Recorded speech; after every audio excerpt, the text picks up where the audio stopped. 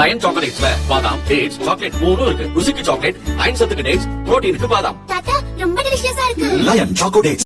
Introducing Growth Guarantee Homes from MP Developers. Trust forever.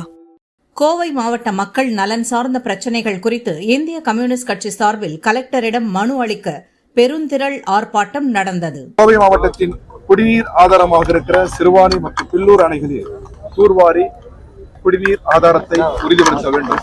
இது முதல் கோரிக்கை. தமிழகத்தின் மேற்கு மாவட்டங்களில் நிலத்தடி நீர்மட்டம் உயரவும் விவசாய வளர்ச்சிக்கும் நீண்ட காலமாக கிடப்பில் போடப்பட்டுள்ள பாண்டியாறு குன்னம்பலா திட்டத்தை நிறைவேற்ற வேண்டும். அதே போன்று ஆனைமலை நல்லாறு திட்டத்தை நிறைவேற்ற வேண்டும். எல்லாவற்றுக்கும் மேலாக கோவை தொழில் நகரம் மக்கள் தொகை பெருகியிருக்கிறது.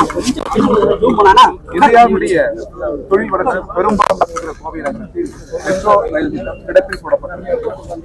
அதை உடனடியாக ஒன்றிய அரசு துவக்க வேண்டும். மேலும் புதியவர்கள் ஆட்சி அதிகாரத்தில் வந்திருக்கிறார்கள். கொடுத்த வாக்குறுதியை நிறைவேற்ற வேண்டும்.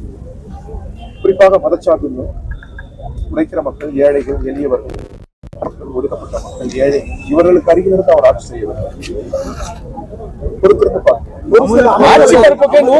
ஆட்சி பொறுப்புக்கு 100 நாள் கொண்டாடப்பட்டு வரக்கூடிய அதே நிலையில சட்டம் ஒழுங்கு சீரழிந்திருக்குது. பல கொலைகள் சம்பவம் நடந்துட்டு இருக்குது. போதைப் பொருள் கலாச்சாரம் அதிகரிச்சிருக்கிறதா எதிர்க்கட்சிகள் குற்றம் சாட்டியிருக்காங்க. போதை பழக்கம் என்பது சமூகம் ஒன்று கூடி எதிர்த்து முறியடிக்க வேண்டியது. ஒரு கட்சியோ ஒரு ஆட்சியோ பொறுப்பேற்க வேண்டும் என்பதை பற்றி நாம் கூட்டாக சிந்திக்க வேண்டும். மனித மரங்கள் கலாச்சாரப்பட வேண்டும். சமூக அறிவியல் கல்வியால் மனித மரங்கள் கலாச்சாரப்பட்டு இந்த போதை பழக்கங்கள் உலர்ந்து உதிர வேண்டும். இது நம்ம நோக்கம். ஆனால் அரசுக்கு கூடுதல் பொறுப்பு கூடுதல் பொறுப்பு தனி கவனம் செலுத்த வேண்டும்.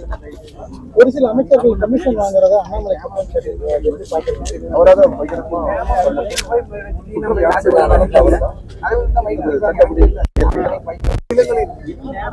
நல்லுறவு சம்பந்தப்பட்டது, மக்களின் உரிமை சம்பந்தப்பட்டது. சட்டப்படி இதில் தமிழக அரசு நடந்து கொள்ள வேண்டும். கர்நாடக அரசுக்கு கூடுதல் பொறுப்பு. சட்டத்தின் ஆட்சி முறையை அவர்கள் நிலைநிறுத்த வேண்டும். இல்லையென்றால் சட்டத்தின் மீதான நம்பிக்கை குறையும். ஜனநாயக கூடுதல் பொறுப்பு கர்நாடக அரசு இருப்பதை இந்த நேரத்தில் நாங்கள் உணர்த்த விரும்புகிறோம். காவிரி சம்பந்தமா உதயநிதி பேசினப்ப அவர் மேல வழக்கு பதிவு செஞ்சு அலகழிச்சாங்க.